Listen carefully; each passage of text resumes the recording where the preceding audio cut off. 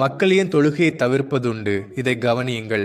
தொழத் தொடங்கிய நண்பர் ஒருவர், நான் எளிதாக தொழுகையாளியானேன் என்றார்.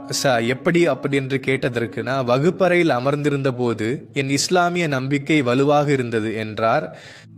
ஆசிரியர் வந்து, உங்கள் கருத்துப்படி மக்கள் ஏன் தொழுகை செய்வதில்லை என்று கேட்டார். ஒரு குழந்தை அப்பாவித்தனமாக, சார், இறந்து போனவர்கள் ஒருவேளை தொழுகை செய்வதில்லை போல் இருக்கிறது என்று சொன்னது.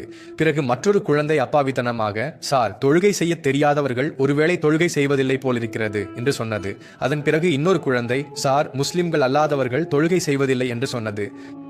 பிறகு மற்றொரு மாணவன் எழுந்து, ஐயா, அல்லாஹ்வை அஞ்சாதவர்கள் தொழுகையை நிறைவேற்றுவதில்லை என்று கூறினான். அவன் மேலும் கூறினான், நான் இதையெல்லாம் கேட்டுக்கொண்டிருந்த போது திடீரென்று என் மனதில் ஒரு கேள்வி எழுந்தது. நான் என்னிடமே கேட்டுக்கொண்டேன், நான் இன்னும் உயிரோடுதான் இருக்கிறேன், எனக்கு தொழவும் தெரியும், நான் முஸ்லிமும் கூட, மேலும் நான் என் இறைவனுக்கு அஞ்சுகிறேன். அப்புறமா நான் ஏன் தொழுகை செய்வதில்லை? எனக்கு நானே நேருக்கு நேர் நின்று கொண்டிருப்பது போல உணர்ந்தேன். ஏனென்றால் என்னிடம் எந்த பதிலும் இல்லை. மேலும் எனக்கு என் மீதே அருவருப்பாக இருந்தது.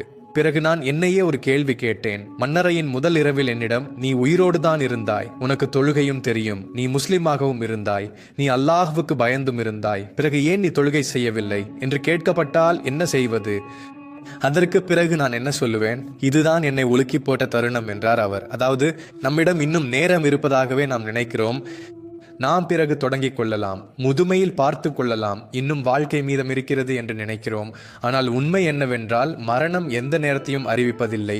நீங்கள் தொழுகை செய்யவில்லை என்றால் நீங்கள் உள்ளுக்குள் வெறுமையாகி விட்டீர்கள்.